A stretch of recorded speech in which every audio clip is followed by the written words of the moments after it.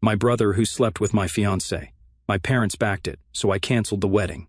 And what happened next shattered their world beyond repair. I, a 28-year-old male, have always been the responsible one in my family.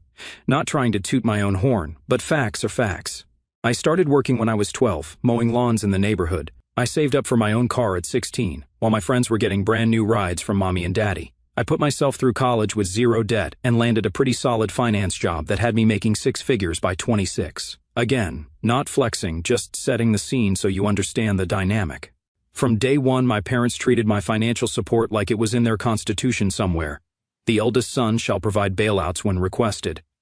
When I got my first real paycheck, they immediately hit me up to help with the bills. When I got my signing bonus at my finance job, my mom called the same day, asking if I could pay off their credit cards because family helps family. Never a thank you that didn't sound rehearsed, never any recognition of what it cost me, just grabby hands and guilt trips if I hesitated.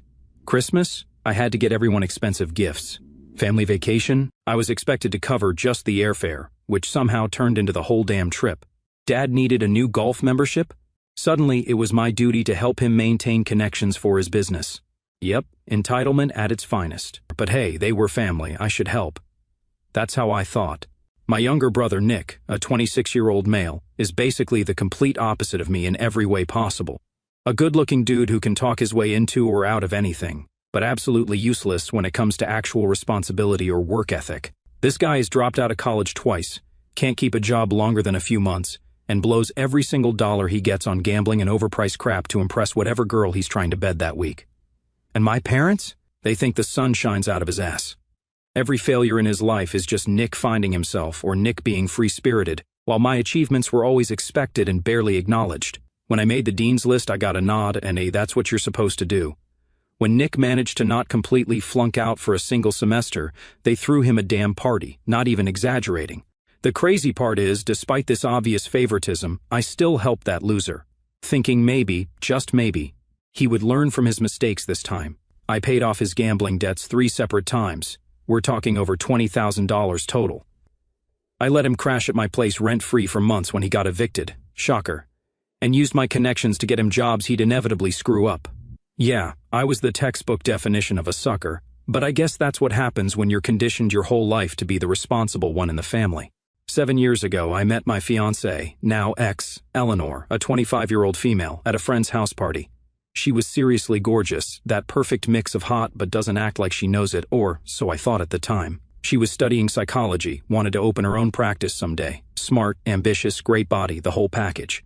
We clicked immediately, and within a year she moved into my apartment. I covered most of our expenses so she could focus on grad school without stressing about money. Paid for trips, nice dinners, designer stuff she needed for professional events and networking. I was investing in our future together, or so my dumbass believed at the time. We got engaged after 4 years together, and I was genuinely happy. I thought I'd hit the jackpot with a smart, beautiful woman who seemed to love me for me. Here's where things start getting sketchy. Now look, Nick and Eleanor hit it off from day one. They always got along, but things started shifting, or developing. She started overdressing whenever we went for a family dinner, put on too much makeup. Nothing inappropriate, but come on, you notice. Then I'd see her and Nick always whispering and laughing at jokes I wasn't part of, texting constantly. At family gatherings, they'd somehow always end up in deep conversation in some corner. When I asked about it, Eleanor would be like, "I'm just giving him sisterly advice." Yeah, sisterly advice that went with giggles and smiles, but I brushed it off as paranoia. I mean, my fiancé and brother getting along is a good thing, right? Not right. I'm just trying to indirectly say I was a fool. As our wedding date approached, we'd been engaged for about a year, I was putting in serious overtime to save for our future, 60-hour weeks minimum, sometimes more. I wanted to surprise Eleanor with a bigger down payment on a house after the honeymoon. Meanwhile, I started noticing more weird stuff at home. Eleanor became obsessed with her phone, always angled away from me when texting, started going out with friends from college 2 times a week. I'd say it's fine, maybe she's stressed about the wedding and needs some space. I was too busy and too trusting. The wedding planning was mostly on her shoulders since I was so busy with work, and I felt guilty about that, so I compensated by agreeing to pretty much everything she wanted, no matter the cost. Premium venue? Sure. Exotic honeymoon? Of course. Designer dress? Whatever makes you happy, babe. Our joint bank account was taking a beating, but I figured it was worth it. We'd tighten our belts after the wedding. Plus, Eleanor was supposedly contributing her part from her part-time counseling gig. She'd show me spreadsheets of wedding expenses and her contributions, and I trusted that everything was in order. I was too busy killing myself at work to double-check the numbers. Around 3 months before the wedding, I came home early from work one day. My boss had actually forced me to leave after I nearly fell asleep in a meeting. I was planning to surprise Eleanor, maybe take her to dinner. The surprise was on me, though. She wasn't home, despite telling me she'd be studying all evening for a certification exam. I didn't think much of it at first, figured she went out for coffee or needed a break. I crashed on the couch and ended up falling asleep. I woke up around 10 p.m. to Eleanor quietly coming in, wearing clothes I didn't recognize. When I asked where she'd been, she got defensive, claiming she needed to blow off steam with friends because she was stressed about the exam. I nodded. I knew something was going on, but I just acted normal for now. Hidden things won't stay hidden after all. Then, 1 week after that, she was showering and left her Apple Watch charging on the nightstand. A notification popped up. I'm not the type to snoop, but when I saw the name, I couldn't ignore it. It was from Nick. Can't wait to see you again. Just tell him you're meeting Jessica for drinks on Thursday. My blood went cold. I know I must respect her privacy and whatever, but seriously, when her privacy seems to include hooking up with your brother? Yeah, I wasn't going to sit there like a princess. So, I grabbed the watch, passcode was my birthday, the irony, opened the Messages app and found everything. Hundreds of messages going for months, photos. I can never unsee them making fun of how they were banging in our bed while I was working late, weekend trips disguised as family emergencies, the whole package. But wait, it gets better. Worse. I checked our wedding fund account and found regular withdrawals, thousands missing. Traced them to hotel bookings, expensive restaurants, even a goddamn weekend spa trip, all with Nick. Meanwhile, I was working myself to death to save for our future. All these trips were scheduled whenever I had a conference or a work trip in a different state. Digging deeper, I found something that truly broke me, messages between Eleanor and my parents. And guess what? They knew everything. Not only knew, but actively encouraged it. My mom told Eleanor that I was boring and she deserved someone exciting like Nick instead of settling. My dad said he's happy Eleanor seemed to have a good influence on Nick. What a wise man, looking out for his golden son while screwing the life of the other. I sat there, phone in hand, reading through calculated betrayal by literally everyone I trusted, the woman I loved, my own brother, and my parents, all laughing behind my back, using my money, and planning a future that apparently didn't include me in the way I thought. I didn't explode, didn't shed a tear, just felt this cold, hard clarity like I'd never experienced before. These people were parasites, and I was finally seeing the situation clearly. And that's when I decided, no more Mr. Nice Guy, always saving the day. I was about to show them exactly what happens when you push the boring, responsible guy too far. I didn't confront her that night, didn't lose my cool. Instead, I ended everything silently. First thing the next morning, Eleanor was still sleeping. I got up, made some coffee, and started working. I called my bank and moved half of our savings, which was mainly my money anyway, into a new private account she couldn't access. Then I called and canceled everything wedding-related. Venue, caterers, DJ, flowers, honeymoon reservations, all of it. Most places had non-refundable deposits, but I didn't even care about losing that money. It was better than making a mistake and getting stuck in a screwed marriage than a miserable divorce. By the time Eleanor woke up, the cancellation confirmations were already flooding her inbox. Her face when she saw them, priceless. She started frantically calling the vendors while staring at me with this confused look. I just calmly sipped my coffee and watched the show. When she finally asked, "What the hell is going on?" I just shrugged and said, "I didn't feel like getting married to someone who's banging my brother behind my back." She acted confused but then broke down when I confronted her with the evidence. She got defensive, started throwing excuses. I was feeling lonely. "You're always working." Yeah, not like I was busting my ass to give her the life I thought she deserved. I didn't listen and left for work. "We'll talk later," getting late for work. My phone exploded that day. Calls and texts from her, my parents, even Nick. I ignored every single one, let them stew in their own panic. Eleanor's messages went from confused to angry to fake concerned to straight up begging as the day went on. My parents insisted on talking things out. I only replied with one message, "Of course, we'll talk. Family dinner tonight, 7 p.m. That evening, after work, I got a fresh haircut. If I was going to burn their lives to the ground, I must do it with style. Then, when I arrived at my parents' place, they were already waiting, Eleanor with puffy eyes, sitting next to Nick at the dining table, both looking nervously at me. My parents had their concerned but disappointed faces ready to go. The table was set like this was just another family dinner, which somehow made the whole thing even more insulting. I didn't wait for anyone to start their speech. I just dropped the damn evidence on the table, a folder, inside every message, every photo, every hotel receipt, bank statements showing the missing money, screenshots showing the whole betrayal. The look on their faces as they realized what they were seeing, absolutely priceless.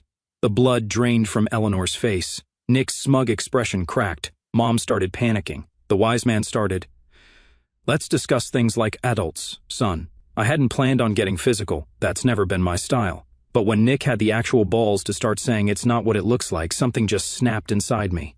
Before I even realized what was happening, I was across that table, and my fist was connecting with his face.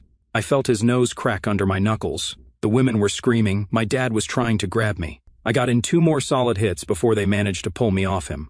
Nick was curled up like a little kid, covering his broken nose. I straightened my tie, fixed my cufflinks, and regained my composure.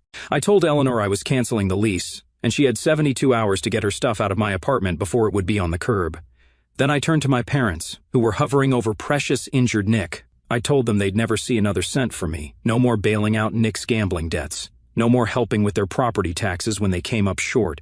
No more funding family vacations under the guise of treating everyone. I reminded them how I'd been their safety net for years while they favored their deadbeat son, and that gravy train had just derailed permanently.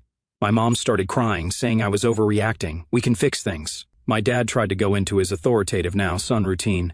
Eleanor just kept sobbing these fake tears that didn't move me one bit. Nick was still too beaten up to contribute anything useful to the conversation. I made one final statement before leaving, that they were all dead to me from this moment forward. No second chances, no reconciliation, no forgiveness. They had spent years taking advantage of my loyalty and generosity, and it was over for good. I was done being everyone's backup plan and piggy bank. The absolute silence that followed was the sweetest sound I'd ever heard. They had nothing to say, no defense, no valid explanation, nothing. I walked out with my head high, got in my car, and drove away from that house for the last time. Over the next few days, the messages continued, but with a different tone.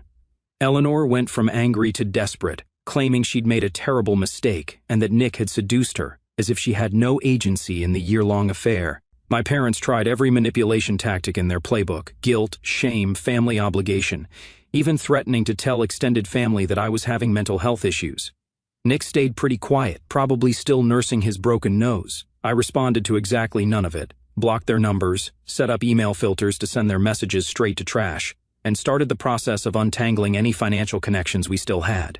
It was like cutting out a cancer, painful but necessary for survival. The shittiest part was dealing with mutual friends. Some immediately took Eleanor's side based on whatever story she fed them.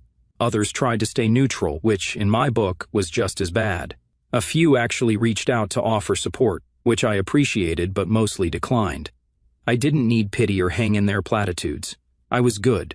Work became my sanctuary. I threw myself into projects, stayed late every night, came in on weekends. By the end of 2 weeks, I had secured a lawyer to handle the apartment lease situation, closed all joint accounts and credit cards, changed my phone number, and started looking for a new place to live. I was moving forward, and for the first time in my life, I was making decisions based solely on what was best for me, not what would keep the peace or help my family. It was liberating. The next 4 months were like some kind of weird rebirth, honestly. I never thought I'd be one of those living my best life after a breakup guys, but holy cow, did things improve fast once I cut those parasites out. First off, I completely disappeared from their radar, moved out of my old apartment into a sweet downtown loft that cost more but was worth every penny for the peace of mind. Without Eleanor draining my bank account and Nick constantly borrowing money, my finances goes from decent to rock solid practically overnight. I started actually seeing my savings grow instead of constantly explaining away mysterious withdrawals. I used some of that money to upgrade my wardrobe, bought some furniture I actually liked instead of the IKEA garbage Eleanor had insisted was our aesthetic, and upgraded my car. Work became my main focus. All that overtime I'd been putting in started to pay off in a big way. My boss noticed I was suddenly even more productive. Amazing what you can accomplish when you're not constantly dealing with relationship drama, and put me on our biggest client accounts. 2 months after the wedding that wasn't, I got promoted with a 30% salary bump. The financial analyst who was too boring was now one of the youngest senior managers in company history. I also started hitting the gym like a man possessed. All that anger and betrayal had to go somewhere productive, right? I found this boxing gym run by an ex-MMA fighter who didn't believe in taking it easy on newbies. After a few months, I dropped 15 pounds of fat, gained about 20% of muscle, and could actually hold my own in the ring. For the first time since basically forever, I wasn't responsible for anyone but myself. I didn't have to worry about bailing out Nick or funding Eleanor's endless needs or being my parents' backup plan. It was just me, spending my money on me. Sounds selfish when I write it out like that, but after a lifetime of being everyone's support system, it felt like freedom. I started making new friends too, not the fake couple friends Eleanor and I had, but actual people with shared interests. I met some guys at the boxing gym who invited me to their poker nights, connected with co-workers I'd previously been too busy for. During this time, I heard absolutely nothing from my family directly. They seemed to get the message that I was serious about cutting them off. But information has a way of trickling through, even when you try to stop it. A cousin I was still on good terms with filled me in occasionally, not realizing he was breaking my no family news rule. Apparently, Nick and Eleanor's perfect relationship was imploding spectacularly. Without me funding their lifestyle, reality hit hard. Nick's gambling addiction spiraled out of control once he didn't have Big Brother to bail him out. They fought constantly, usually about money. He started cheating on her with some hookers just 3 months into their official relationship. Karma's a bitch, isn't it? My parents were struggling too. Without my gifts and loans and me covering family vacations, they had to seriously downsize. Dad had to postpone his retirement plans. Mom had to cancel her country club membership. Truly devastating stuff, right? Excuse me while I play the world's smallest violin. I won't lie, hearing about their problems gave me a certain satisfaction, not proud of it, but I'm being honest here. After years of them taking advantage of me while treating me as the lesser son, watching their perfect world crumble without my support felt like justice. Around the 4-month mark, just when I thought I was finally free of all that drama, I came home from a work dinner to find Eleanor sitting on the floor outside my new apartment. How did she find the address? I had no idea. For a second, I didn't even recognize her. The always perfectly put-together woman I'd known was gone. Her designer clothes had been replaced with wrinkled sweats, no makeup, hair unwashed and pulled back messily, eyes puffy and red from crying. My first instinct was to pretend I didn't see her. How the hell did she even find my new place? Had to be through someone at work. Mental note to figure out who the leak was and deal with that later. But what could she possibly want after everything? I was already guessing, but I let her say it. I wanted to see her squirm in front of me. Against my better judgment, I let her into my apartment, mostly because I didn't want my new neighbors witnessing whatever scene she might create in the hallway. As soon as the door closed behind us, the waterworks started. She launched into this clearly rehearsed speech about how Nick had changed after they got together, become controlling and abusive, gambled away their rent money, cheated with multiple women. She said my parents turned on her when she complained about Nick's behavior, calling her ungrateful and not good enough for their precious son, loyal, typical of them. She started sobbing that she'd made the biggest mistake of her life throwing away years with a good man. That would be me, apparently. For absolute garbage, Nick. She looked at me with those tear-filled eyes that used to make me do anything to make her happy and asked if we could try again. Said she'd realized what she had too late, but that we could rebuild. The absolute audacity of this woman was impressive. She genuinely thought I'd welcome her back with open arms, that I'd be so desperate and pathetic that I'd take her cheating ass back after everything, that her tears would make me forget everything. When she finished her performance, I shook my head and said I was sorry to hear that, but then I just laughed. I couldn't help it. The look of confusion on her face. Clearly, this wasn't following the script she'd imagined, where I immediately forgave her and we fell into each other's arms. I laid it all out for her, reminded her of everything she did, the cheating, the disrespect. You're only sorry you got caught and that life with Nick wasn't the fairy tale you imagined, right? I asked. Oh, sweetheart, you really thought I was stupid enough to give you a chance? Her mask dropped instantly. The tears dried up like magic, and her face changed to something ugly and desperate. She started saying things like, I won't find someone like her. I escorted her to the door with a smile and told her that never finding someone like her again was exactly what I wanted. I suggested she try finding a job to support herself. The sound of that door closing behind her was more satisfying than any revenge I could have planned. I thought that would be the end of it, but Eleanor wasn't done yet. Over the next few weeks, she tried everything, showed up at my office with flowers, security escorted her out, sent emails from new addresses, straight to spam, even tried to get mutual friends to advocate for her. They were quickly ex-mutual friends. Each attempt was more pathetic than the last. The final straw came when she showed up at my new gym, somehow having tracked down where I worked out. The dedication, ladies and gentlemen. She caused such a scene that the owner, my MMA trainer buddy, had to physically remove her from the premises. That was when I finally got a restraining order. I should have done it sooner, but part of me couldn't believe she'd keep pushing after such clear rejection. I didn't know she had that much of no dignity. After the restraining order, Eleanor disappeared from my life, presumably to lick her wounds and find another target. I heard through the grapevine that she moved back to her parents' place in Ohio, telling everyone who would listen that I was emotionally abusive and that's why she cheated. Classic Darvo move, typical narcissist playbook. I couldn't care less. Meanwhile, my life continued its upward trajectory. The promotion led to more responsibilities, which I handled easily without the constant drama at home. I started taking actual vacations for the first time in years, weekend trips to places I'd always wanted to visit. I bought myself the motorcycle I'd always wanted and was being told was too dangerous and immature. For the first time in my life, I was living entirely on my terms. But life has a funny way of not letting you enjoy peace for too long. Just when I thought all that drama was behind me, the Nick and Eleanor show evolved into something more twisted. And despite my best efforts to stay disconnected from my toxic family, their implosion was about to splash back onto me. The rumors about Nick and Eleanor's relationship troubles weren't exaggerated. They were actually understating the disaster. According to my cousin, who still occasionally updated me despite my protests, and God did she enjoy the gossip, they broke up spectacularly after Nick cleaned out their joint account for a gambling spree, left Eleanor with rent due and no way to pay it. When she called my parents for help, they basically told her it was her problem now. And Nick? He went crawling back to my parents, who welcomed their golden child with open arms despite everything. Some things never change, but this time, there was a thing they didn't see coming. See, my parents, those enablers extraordinaire, were finally facing the consequences of decades of poor parenting decisions. Without my financial support constantly patching the holes in their budget, they had to deal with Nick's mess using their own resources.